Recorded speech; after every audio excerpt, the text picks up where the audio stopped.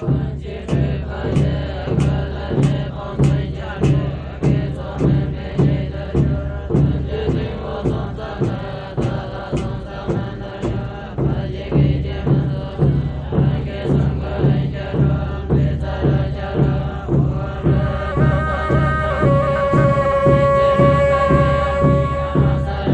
the 1850s, a Tibetan Buddhist Lama, the first Tsoknyi Rinpoche, experienced a powerful spiritual vision that altered a long-running patriarchal history.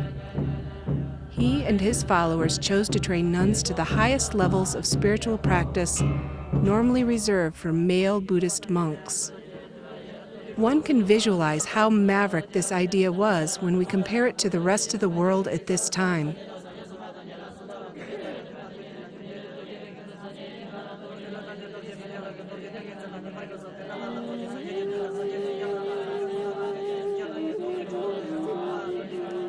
In the United States, the slave trade was still flourishing.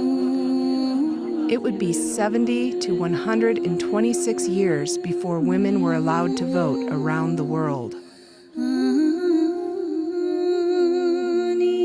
Even compared to today's standards in Nepal, the value Rinpoche gave women 150 years ago is revolutionary. In Nepal, women's literacy rates average 27% versus men's at 63%. The median age for marriage is 16 years old, and for rural women, it is even younger. This statistic means that 1 in 5 adolescent girls ages 15 to 19 are already mothers or pregnant with their first child. Every year, up to 7,000 Nepali girls as young as 11 are trafficked into the red light districts in Indian cities. In 1850, the first Tsoknyi Rinpoche had a vision of women's worth well advanced beyond his century. And even today, the third Tsoknyi Rinpoche continues to advance this spiritual mission. The Tsoknyi Nepal Nuns are an offshoot of the Tibetan Tsoknyi Nuns' long-running history, including their near extinction during the Cultural Revolution. Then suddenly, in 1959, everything changed. After Cultural Revolution, everything gone. Whole monastery gone, whole nun gone, no one lives here. Then after 20 years, and they start to gather together, very typical, and then slowly build like that. I think you can learn from nun is like strong determination and never give up. In 2005, the third incarnation of Tsoknyi Rinpoche Now all going hard. led a small group of Western students to Nanshen to meet the Tsoknyi Nanshen nuns.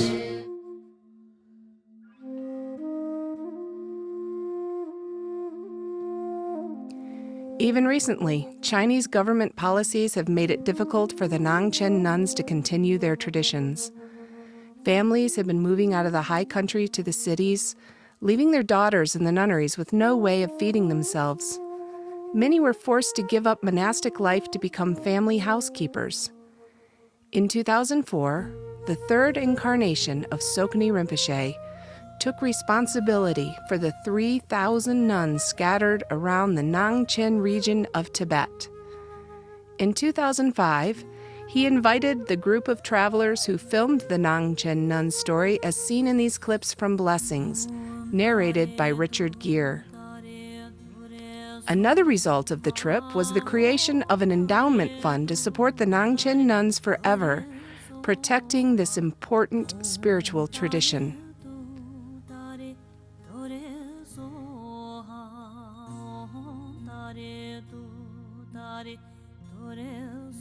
And this is where the Tsoknyi Nepal Nuns story begins. A small number of those Nangchen nuns had escaped Tibet in the 1990s to find their beloved teacher, Tsoknyi Rinpoche, living in Kathmandu, Nepal.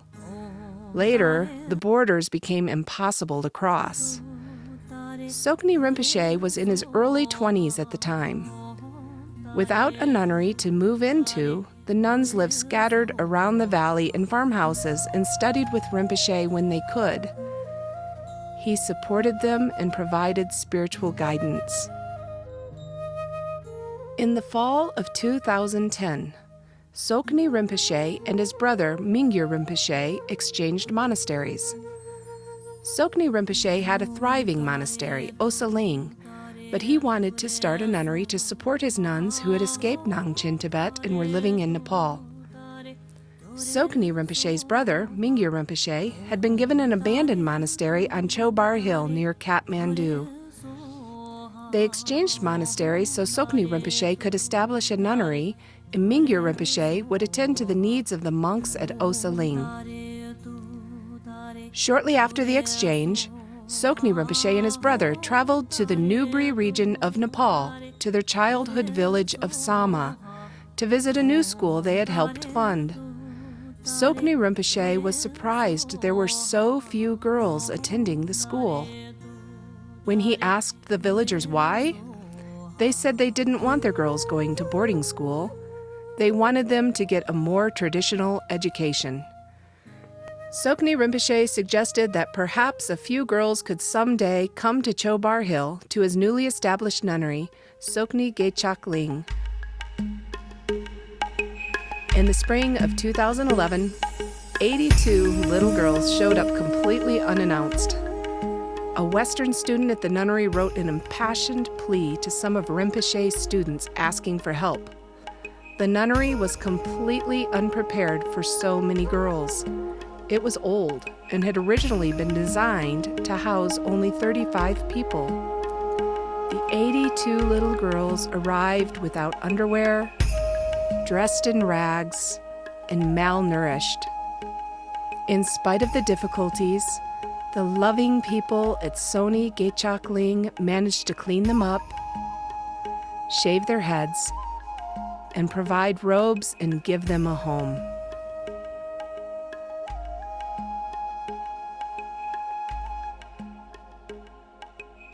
That same year, Rinpoche led a pilgrimage of international students to consecrate a new nunnery in the Himalayas of Nepal. Two of the students who had received the plea for help from Tsoknyi Lineage extended their trip and arrived at the new overflowing nunnery loaded with socks and underwear for the new little nuns.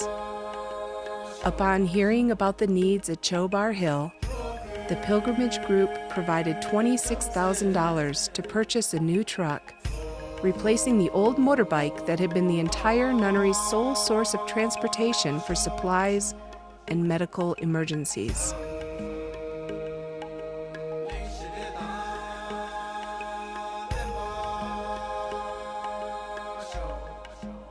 And that is how the International Friends of the Tsoknyi Nepal Nuns was born. The two students promised to return in February, thinking they would be raising funds for food,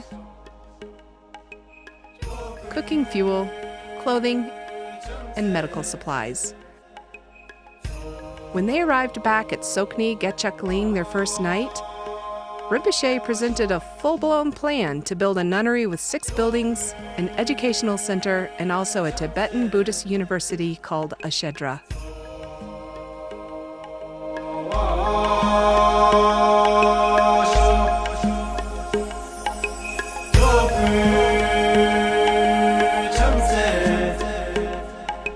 So they started fundraising and traveling with Rinpoche to his various retreats in the US, England, and Germany. People in various organizations around the world joined their fundraising efforts. And with the support of so many generous people around the world, the plans have gone from paper and the mind of a brilliant visionary to actual construction and education.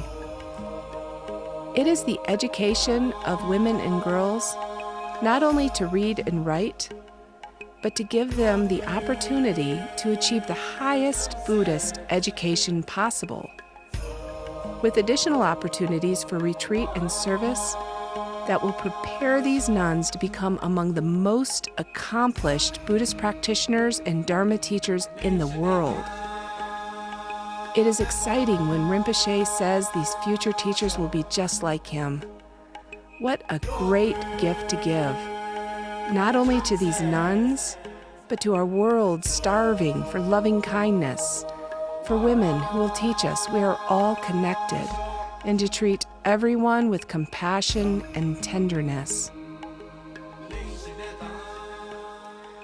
So here is a look at what we have done together from early 2012, when the International Friends of the Tsoknyi Nepal Nuns was born and an architect was hired to plan a fully integrated educational complex with the goal of completion by early 2017. Not only have all of the nuns received medical care and vaccinations, we have begun construction. In 2012, construction began on the nuns' shedra and residence, and completion is expected by the fall of 2014. $600,000 has been raised for this project. It is a testimony to this project that the Pema Chodron Foundation chose to support female practitioners in long-term retreat by funding the Pema Chodron Drubde, a 3-year retreat building. The building is expected to be complete by late 2014. In July of 2013, the new primary school was completed, housing over 100 young nuns. Nurses and 6 trained teachers have been hired. In March of 2014, 36 additional young girls arrived to call Tsoknyi Gechak Ling home, bringing the total to 136 young nuns at the primary school.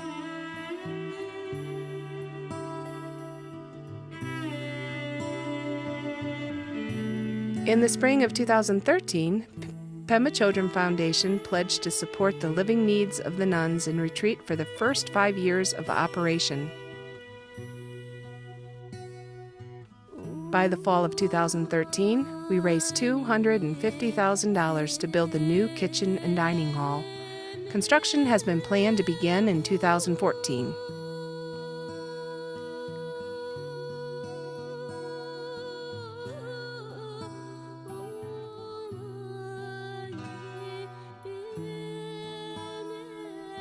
In the summer of 2013, the Shrine Hall received a $1 million donation toward the total cost. By the winter of 2014, a total of $1,700,000 had been raised. This is an exciting and important accomplishment, as the Shrine Hall is not only the central building in the nunnery, it is also the largest, accommodating up to 400 people at a time. In 2014, we have begun our fundraising efforts for the International Meditation Center. This complex will house 40 private retreat rooms, several dorm-style rooms with a separate kitchen and dining hall building. Because Rinpoche wishes to enhance his international students' meditation practice, the center will host annual 3 to 4 month teaching retreats. Tsoknyi Rinpoche himself will offer teachings when his scheduling allows. Other teachers on site will be the senior nuns, the Khenpos in residence, and visiting teachers. During the rest of the year, students can experience individual retreat. Each room, capable of sleeping 1 or 2 people, will have a private bathroom, balcony, coffee, tea, and hot plate preparation counter, and room for prostrations. Donors have the option to sponsor a retreat room for $15,000. However, donations of all sizes are greatly appreciated. The Tsoknyi Lineage Nuns are a cultural and spiritual treasure to the world, and each of us can be a part of Tsoknyi Rinpoche's extraordinary vision.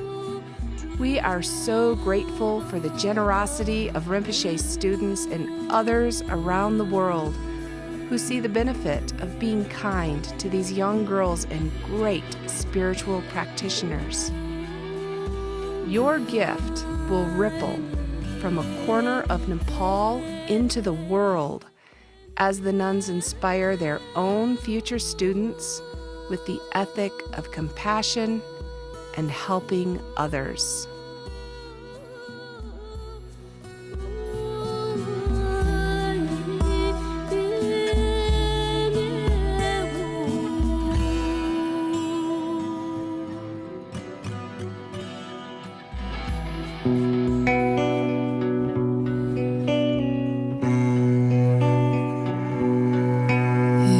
So